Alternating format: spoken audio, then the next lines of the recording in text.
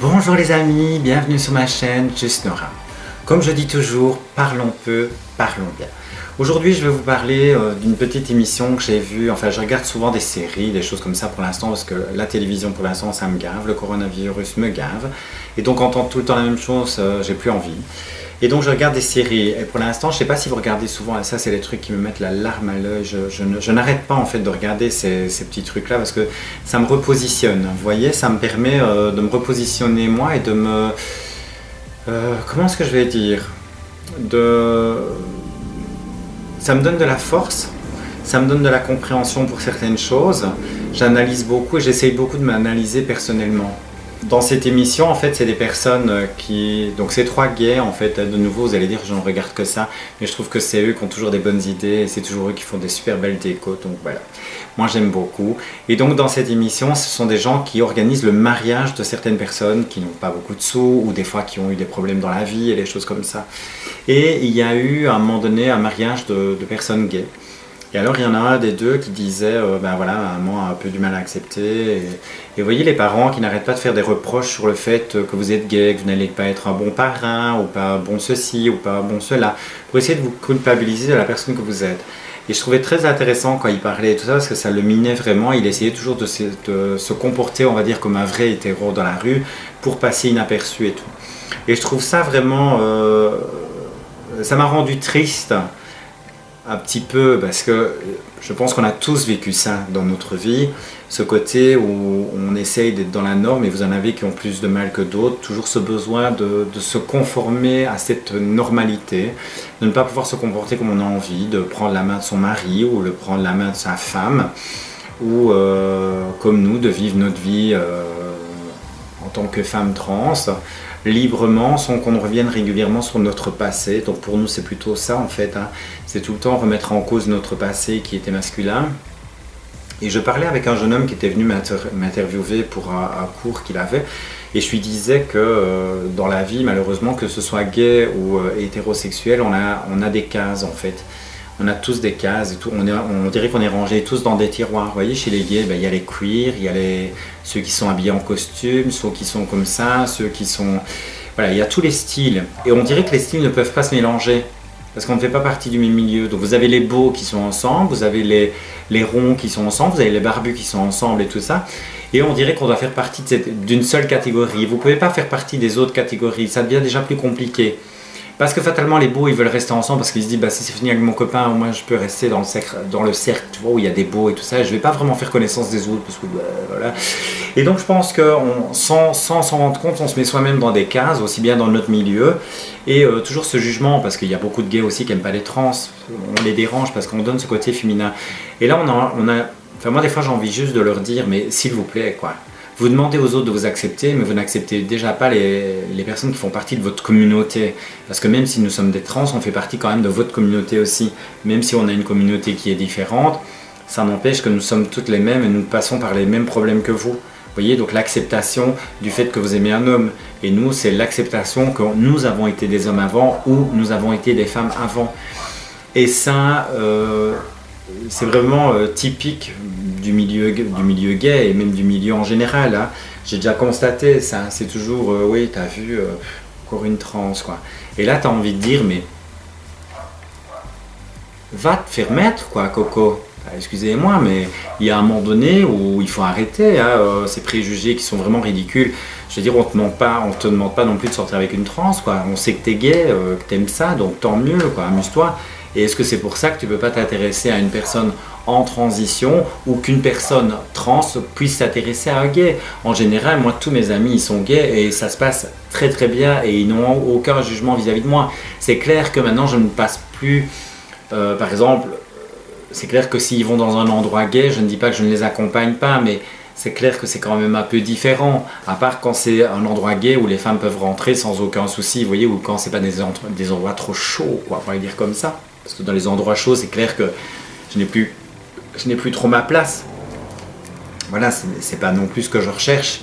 Et donc moi, c'est plutôt le milieu hétéro que je vais. Non, voilà, dans le milieu hétéro, ça reste aussi très compliqué parce que j'ai mon passé qui est là et qui fera toujours partie de ma vie et que j'accepte tout à fait. Et j'accepte tout à fait la personne que je suis, mais voilà, ça fait partie du jeu, c'est comme ça. Et malheureusement, de nouveau, comme je vous l'ai déjà expliqué, on touche à la virilité de l'homme. Et là, c'est là où le bas blesse, quoi. Vous savez, on vous fait plein de compliments et de nouveau, comme je vous dis, j'ai tout le temps des messages en disant « J'ai jamais essayé une transe. Bordel de merde !» Ah bon, c'est bon quoi, il faut arrêter, c'est comme si on était des joujoux qu'on devait essayer quoi.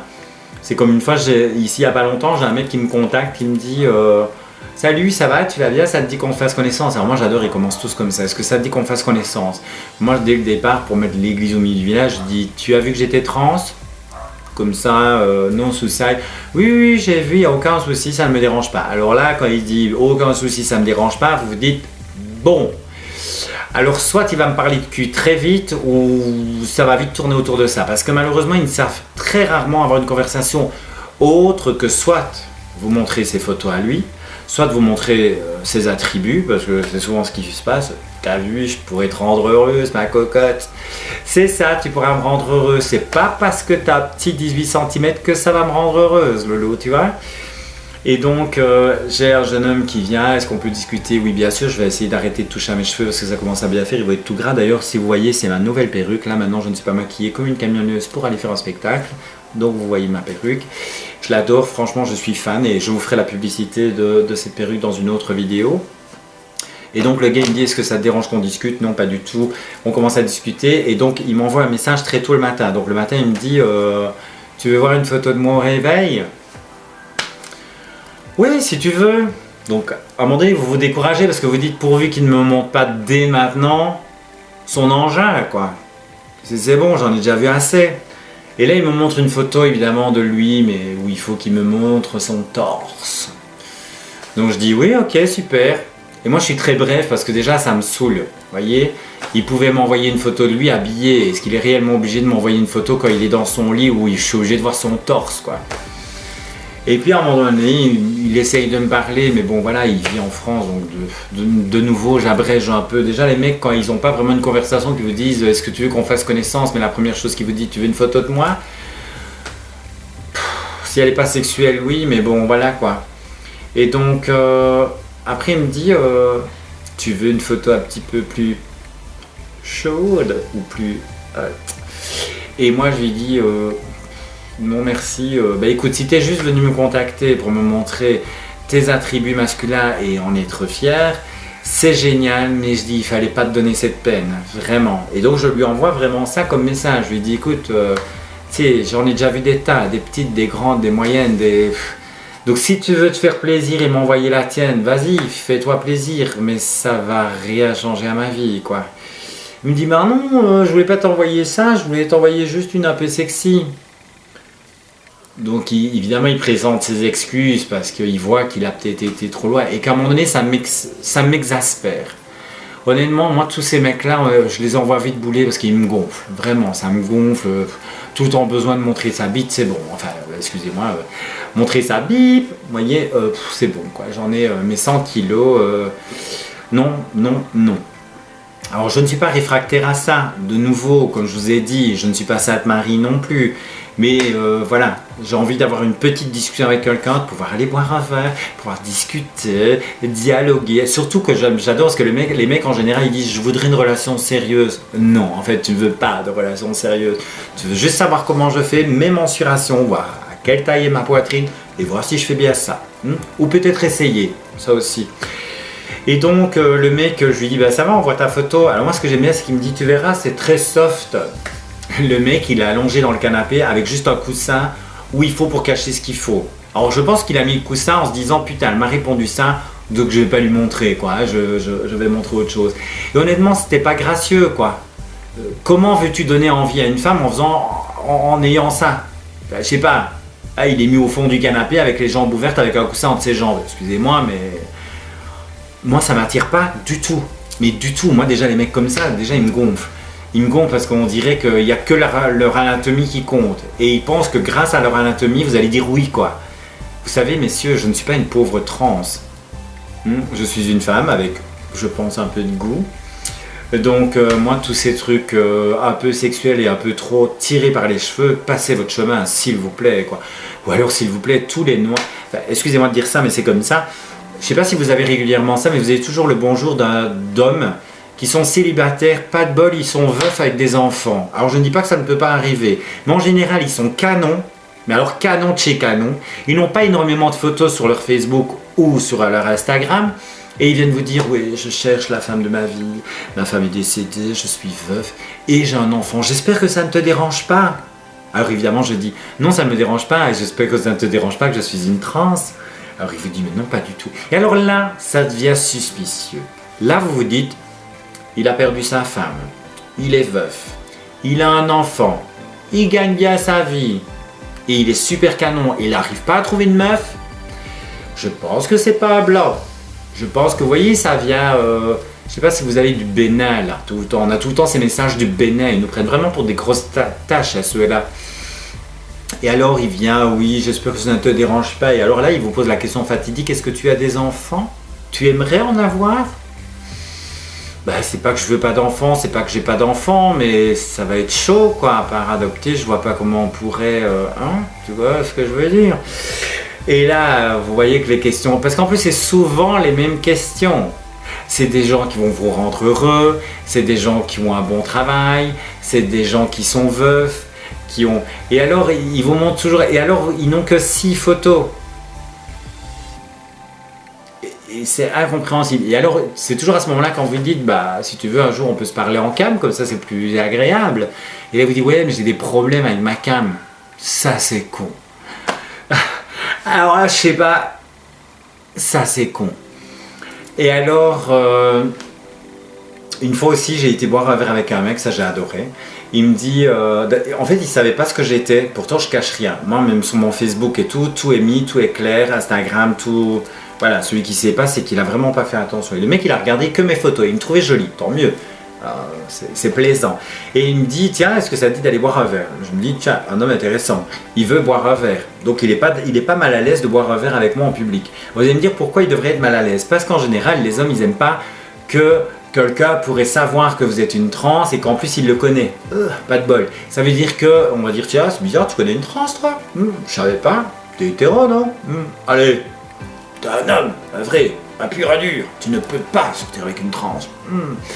Et donc le mec, il m'invite à boire un verre, très charmant, très bel homme, et je vois qu'il me dévisage de regard. Et je sens que je lui plais. Je me dis, je pense que je lui plais. Et donc je commence à parler, et comme vous savez, ma voix n'est quand même pas non plus la plus féminine possible. Et donc je commence à parler, je me dis, bon, le gars, déjà ça le dérangeait pas. Donc je me dis, bien. Je voyais bien qu'il n'avait pas ce petit truc, vous voyez, un peu... Oh, ça va pas aller, quoi.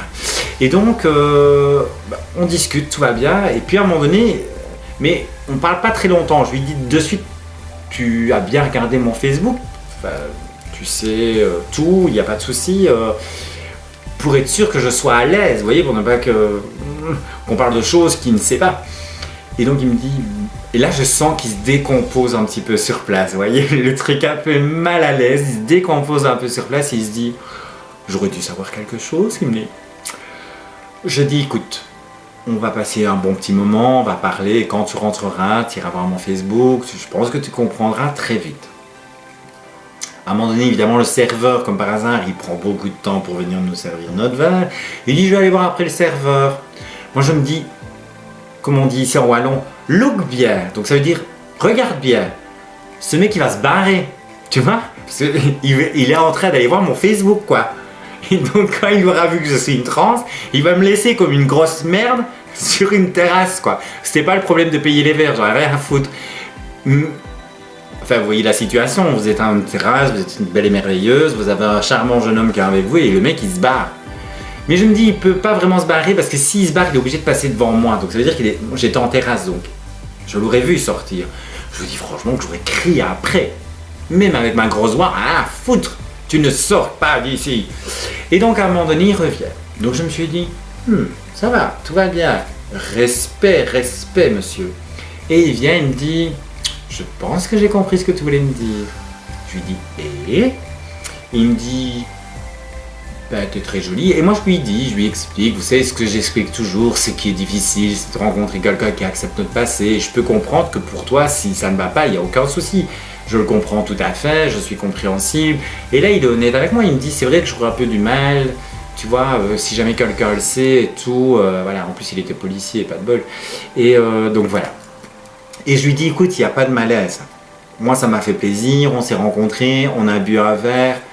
Tout va bien, quoi. Donc il m'a invité à boire le verre, donc je trouvais ça galant, très sympa et tout en sachant qu'il n'allait rien se passer avec lui. Mais le mec, il me dit quand même, ça me plairait quand même bien de te voir nu comme tu es maintenant, et après quand tu seras opéré.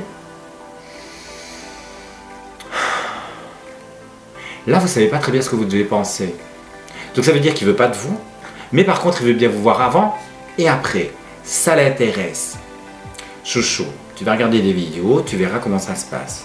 Déjà, tu verras l'opération, tu verras ce qui était une personne avant l'opération et une personne après. Mais je pense que je ne suis pas obligé de te montrer mon anatomie, juste pour que tu comprennes les choses et que tu sois... Là, c'était de la curiosité malsaine. Vous voyez, c'était vraiment ce côté... j'aimerais quand même voir, mais je ne peux pas toucher. Ok. Donc voilà, il y a eu ces trucs-là, et je sais pas si je vous ai raconté, j'ai été à un mariage, et je vous dis franchement, je suis tombé sur un mec qui m'a vraiment... Alors c'était pas du tout, mais du tout mon style d'homme, dans le sens où ce n'est pas dans mes critères. Quand je dis c'est pas mon style d'homme, c'est pas le style de critères que je recherche à la base. Maintenant, comme je dis, je peux être attiré par quelqu'un, pas que pour son physique, s'il a des yeux qui me plaisent, et ici c'était un peu le cas. Donc c'était pas son physique qui me plaisait, mais il y avait quelque chose, un ensemble qui me plaisait. Je vous dis franchement, j'étais un peu comme une jeune fille, vous voyez, un peu euphorique là. Oh, il est beau, yeah. Alors qu'il était quand même assez costaud, donc c'était pas quelqu'un de svelte, il avait une petite barbe, enfin bon. Alors évidemment, je commençais à me renseigner, est-ce qu'il est seul, est-ce qu'il a des copines qui étaient là au mariage et tout ça. Et il me dit, oui, non, il est seul, il s'est séparé il y a pas longtemps, où il était avec une copine, mais c'est fini, machin. Je me dis, yeah, super, j'ai toutes mes chances. Et là, j'étais vraiment comme une petite gamine, quoi. Vous voyez, je sais pas pourquoi il m'attirait. Et je me sentais vraiment bien. Et c'est bête à dire, mais je pense que j'aurais pu me sentir en sécurité dans ses bras. Vous voyez, c'était vraiment un homme très costaud, comme ça, avec des gros bras, enfin voilà, un gros ventre, mais bien, je le trouvais bien. Et alors à un moment donné, un truc, je vais vous montrer ce qui s'est passé. J'avais mis une super belle robe, vous voyez, avec un beau petit décolleté. J'avais pas mis de soutien-gorge, bien sûr, pour qu'on voie quand même un petit peu ce qu'il y avait à voir. Et donc une musique que j'aime bien, moi j'adore danser, donc il y a une musique que j'aime bien, je me lève de table. Il était au bar en train de boire un verre tout seul comme un pauvre malheureux. Et donc je le regarde et je lui dis, je lui fais un signe, on va danser. Et puis il me regarde et me dit, ah maintenant. Et puis je le regarde, je vous jure comme ça, je le regarde et puis je fais ça. Je dis, t'es sûr? Et le truc, vous voyez, pour l'attirer, quoi. Je lui dis, vous voyez, je regarde d'abord mes loches et je lui dis, t'es sûr que tu veux pas venir mater tout ça? Mais bon, je fais semblant de rien, je me dis, je vais aller danser. Donc je jump comme ça, je danse et tout, comme une grande star. Et donc je danse, puis 2-3 minutes après, il vient nous retrouver. Et là, c'était la chanson, vous voyez, je sais plus, du chinois, la Dame dans le Stan, vous voyez, qui danse comme ça. Je vous jure, il a commencé à danser comme ça. J'ai ri, il m'a fait rire, c'est ridicule, hein. Il m'a fait rire, mais je pense qu'il m'a fait rire et tout ça, et je me suis senti mais hyper à l'aise, j'avais l'impression d'être déjà avec mon compagnon, alors qu'on ne se connaît absolument pas. Et donc, il m'a fait rire, et comme on dit, si tu fais rire une femme, elle est dans ton lit. Je pense que je lui plaisais, il me plaisait énormément, je ne sais pas vous expliquer pourquoi, mais il y avait quelque chose qui m'attirait vers lui, c'était affolant. Et donc à un moment donné, je pense que pendant la soirée, il y a quelqu'un qui lui a dit que j'étais une... Est-ce que lui s'est renseigné ou pas, j'en sais rien, mais quelqu'un lui a dit que j'étais une femme trans. Donc évidemment, l'effondrement du château qui se fait comme ça. Donc je vous avoue que j'ai été un petit peu déçu, pas déçu de lui parce que je comprends et voilà, je suis pas encore opéré. Je peux comprendre que pour certaines personnes c'est difficile, vous voyez, d'imaginer peut-être avoir une relation avec une personne trans ou qui a eu à passer avant, peu importe. Je peux le comprendre. Maintenant, c'est pas pour ça que je l'accepte. Je le comprends parce que c'est comme ça. C'est comme si vous disiez à un gay, tiens, t'as pas envie de sortir avec une fille. Bah, s'il est gay, je vois pas pourquoi il voudrait sortir avec une fille. Voilà. Alors là, oui, c'est clair, il est hétéro, mais il n'y a rien à faire. Pour l'instant, je ne suis pas opéré, donc je peux pas demander à quelqu'un qui est vraiment hétéro d'accepter quelque chose qu'il n'a pas envie. voyez, donc moi je veux en plus qu'il m'aime pour la femme que je suis. Donc le jour où je serai opérée, de nouveau, je peux comprendre qu'il y ait des personnes trans qui ne se font pas opérer et qui se sentent femmes. Et de nouveau, je ne juge absolument pas, je vous parle de moi et de ma transition et de mon ressenti personnel. Donc chacune fait ce qu'on veut. Voilà, opération ou pas, si vous êtes heureuse, c'est le principal. Et je pense que vous devez vous sentir la femme que vous avez envie d'être et l'homme que vous avez envie d'être. Si vous faites ça dans l'autre sens, aucun souci. Et vous faites de nouveau ce que vous voulez, opération ou pas. Mais moi, je veux être une femme à part entière, donc je vais me faire opérer. Et j'ai vu aussi sur un site des personnes qui disent « T'es sûr, t'as mûrement réfléchi et tout ça ?» Oui, j'ai mûrement réfléchi, c'est exactement ce que je veux. Et je sais que je vais être une femme à part entière. Et je veux aussi que quand je rencontre quelqu'un, je n'aie pas à lui dire « Alors à propos, il faut que je t'explique.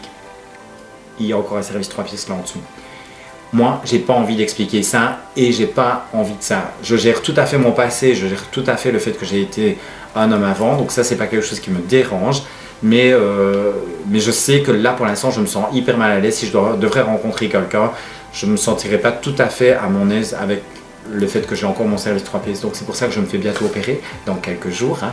Donc c'est le 12 octobre, donc ça avance. Donc voilà, il me plaisait bien et j'ai bien remarqué qu'après il y a eu un petit coup de... Et donc, je vous avoue, j'ai été un peu déçu et tout parce que je sentais que... En fait, j'étais un peu dans mon monde, quoi. Et alors, je dis au revoir à tout le monde, je lui dis au revoir, je dis écoute, peut-être à bientôt. Il me dit oui, peut-être à bientôt. Et je pars et j'étais un peu comme une grosse conne, vous voyez, en train de me dire... dans la rue toute seule, je suis toute seule, donc je rentre à ma voiture toute seule. Et donc j'étais belle et merveilleuse comme ça en plein milieu de la rue. Et puis je me dis, il va venir courir après moi, il va dire mademoiselle, mademoiselle. Ah ben, il n'y a personne qui est venu. Donc j'ai ouvert ma voiture, je me suis dit, bah voilà ma chérie, tu peux rentrer. Et donc je suis rentré. J'ai pas pleuré parce que voilà, ça vaut pas la peine. Mais j'ai été déçu parce que ça faisait longtemps que j'avais plus été, vous voyez, j'avais plus ressenti. Et puis ce contact humain, vous voyez, ce contact où il a dansé un petit peu avec moi, il m'a pris dans ses bras, on a dansé un slow et tout ça. Ça faisait longtemps, vous voyez, que j'avais pas été considéré pour qui je suis. Vous voyez, juste une femme qui danse avec un homme, tout simplement, et qu'on se fout royalement de son passé. Donc ça, voilà, c'était un peu une petite anecdote, ce qui s'est passé et tout. Donc, et alors dans cette émission, ce que j'aime bien, c'est qu'à un moment donné, tous les gays qui font cette émission, à un moment donné, ils ont marié deux hommes. Et alors là, il y en a un qui était un peu culpabilisé par sa maman, qui disait toujours qu'il ne serait jamais un bon tonton, et ceci parce qu'il était gay, machin, et ça, je trouve ça vraiment stupide.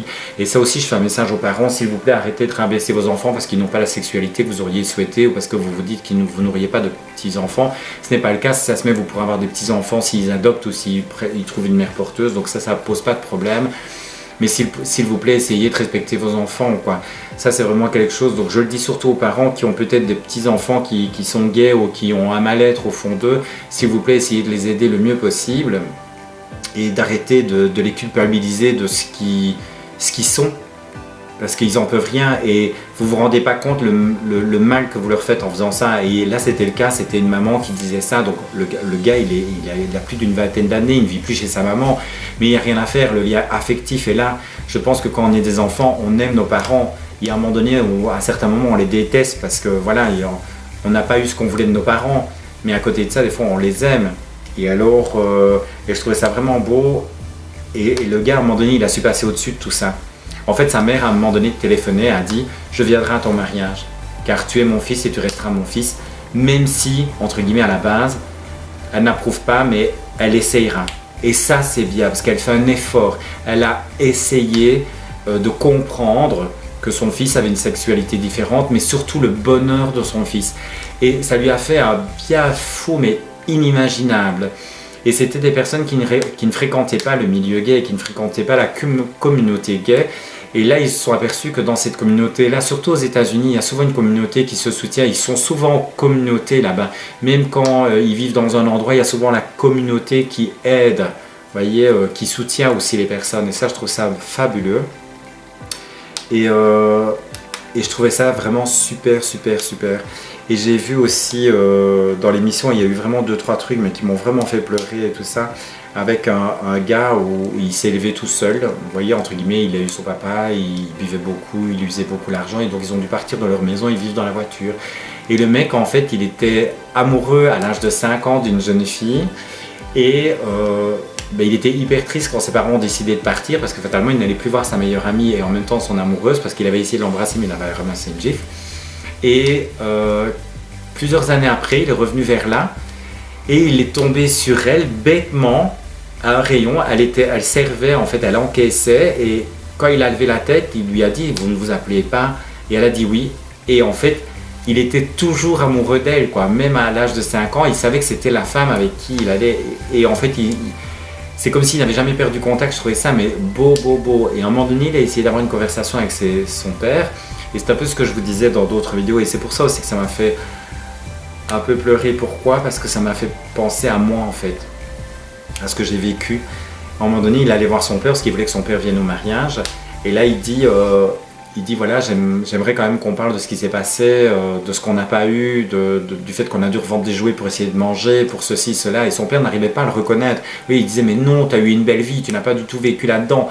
Et il ne voulait pas accepter la vérité de ses enfants, quoi. C'était vraiment... et c'est là où on voit les problèmes des personnes. Et il lui disait, écoute, j'ai vraiment du mal au fait que tu n'acceptes pas tes torts, que tu n'acceptes pas...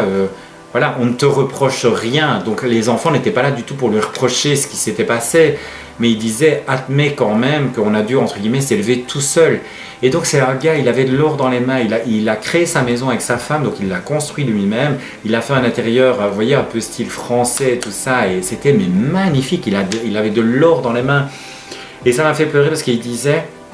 à un moment donné au gars, il disait je n'ai pas d'attache avec ma famille, il dit je les aime beaucoup, mais je n'ai pas d'attache avec eux parce qu'on n'a pas évolué de la même manière. Donc ça veut dire qu'on n'a pas eu les mêmes vies, on n'a pas eu les mêmes objectifs. Il dit j'ai pas beaucoup de sous, mais il dit ce qu'on a, je l'ai grâce à tout ce qu'on arrive à fouiner un peu à gauche, à droite et à revendre aussi.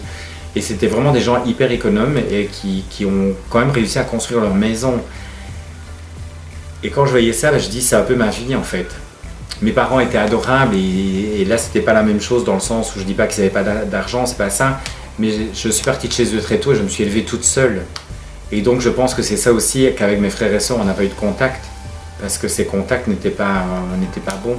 Ça servait à rien, on n'avait pas évolué de la même manière, on n'avait pas les mêmes objectifs de vie. Et donc voilà. Et donc toutes ces émissions-là, j'adore de voir ça, où les gens, j'ai vu aussi des gens qui ont des problèmes, vous voyez, pour voir les couleurs et tout ça. Qui sont daltoniens et alors on leur offre des lunettes où ils peuvent voir vraiment les vraies couleurs et vous voyez vraiment des gens qui sont émus de voir les vraies couleurs, de voir un beau rouge, de voir un beau orange, de voir un mauve. Moi tout ça, ça me fait craquer parce que je vois vraiment que peu de choses peuvent rendre les gens heureux, vraiment peu de choses. Et donc voilà quoi, et donc je voulais vous faire cette petite vidéo pour vous partager un petit peu ça, un petit peu mes ressentis personnels et vous dire aussi que je vous aime beaucoup. J'ai de plus en plus d'abonnés donc je suis vraiment heureux, j'arrive à aider certaines personnes, j'ai été voir une association, je dois téléphoner à l'association que je vous ai dit pour pouvoir avoir une explication avec eux. Voilà, j'essaye vraiment de vous faire des vidéos humaines, mais en même temps des vidéos qui vous apportent peut-être du bonheur et peut-être un bien-être personnel. Ne perdez pas courage, gardez, je vais dire gardez la foi, mais soyez qui vous voulez être, soyez la personne que vous avez envie d'être surtout, et aimez les gens que vous avez envie d'aimer. Et je vous souhaite du bonheur, aussi bien gay, bi, hétéro, et assumez vos vies et arrêtez de vous préoccuper de ce que les gens pensent de vous, ou ce que les gens vont dire. On n'a qu'une seule vie et cette vie il faut la vivre à fond et arrêtez tout le temps de vous dire oui mais qu'est-ce que mes amis vont penser si je sors avec une personne comme moi ou peu importe. On n'en a rien à foutre. Si ce sont vos amis, ils accepteront votre bonheur. C'est ça le principal. Et moi, c'est ce que je veux absolument trouver. Et si je ne le trouve pas, c'est pas grave. C'est clair qu'au fond de moi, je serais triste parce que je pense que j'ai envie de rencontrer quelqu'un au fond de moi, mais quelqu'un de vrai. Et pas quelqu'un qui va, comme je vous dis, chaque fois m'envoyer des photos de ses attributs perso. C'est pas ce que je recherche. Je pense que là, maintenant, je passe vraiment ma vie à me dire que je veux m'éclater à fond, profiter de la vie le plus possible. Maintenant, je trouve qu'on doit travailler trop pour survivre maintenant dans ce pays. Et ça, c'est vraiment désolant. Mais s'il vous plaît, croyez en vos rêves, avancez dans votre transition si c'est ce que vous êtes en train de faire. Pour toutes les femmes qui font leur transition, je voulais vous faire aussi ce message, car je vais bientôt accueillir, je vais faire une vidéo avec une personne transgenre mais du côté masculin, comme ça change un petit peu, et j'ai envie aussi de poser des questions et d'apprendre à connaître cette partie-là, car on ne la connaît jamais assez, et j'ai envie de parler à une personne qui vit la situation ici en Belgique. Et donc j'ai rencontré une personne, je lui ai demandé si elle était d'accord de venir faire une vidéo YouTube, elle est tout à fait d'accord. Enfin, il est tout à fait d'accord, excusez-moi, je me trompe, je suis vraiment désolé, j'espère qu'il ne m'en voudra pas. C'est un charmant jeune homme qui est en train de faire sa transition, qui va bientôt se faire opérer au mois d'octobre comme moi, mais lui pour enlever sa poitrine je pense, et on en parlera un peu plus en détail dans la prochaine vidéo. Alors j'espère vraiment que je vous apporte du réconfort, j'essaie d'ouvrir mon cœur à vous, j'essaie de vous dire tout, de rester qui je suis, avec mon tempérament, avec mon caractère, avec les choses peut-être qui ne peuvent pas plaire, c'est sûr. Mais comme je dis, si mes vidéos vous plaisent, abonnez-vous. Si elles ne vous plaisent pas, partez. Il y a d'autres vidéos qui pourraient sûrement vous plaire. J'essaie en même temps de vous montrer qui je suis. Avec mes bons côtés, avec mes mauvais côtés. J'essaie toujours de rester positif. Pourquoi? Parce que je trouve qu'on en a tous besoin. On a besoin d'avoir des gens positifs autour de nous. Et je vous encourage fortement dans votre transition. Je vous embrasse très très fort. J'espère que tout se passe bien pour vous. Et à très bientôt. Et s'il vous plaît, abonnez-vous. Et voilà, je vais essayer de vous faire des vidéos un peu plus marrantes. Voilà, j'essaie des fois d'être un peu plus sérieux. J'espère quand même que cette vidéo a été un peu quand même marrante. Hein. Et donc la prochaine vidéo, ce sera avec mon invité qui viendra pour parler d'une transition de femme à homme. Je vous fais de gros bisous et soyez heureux. Et surtout, ne vous dévalorisez pas. Restez la personne que vous voulez et soyez qui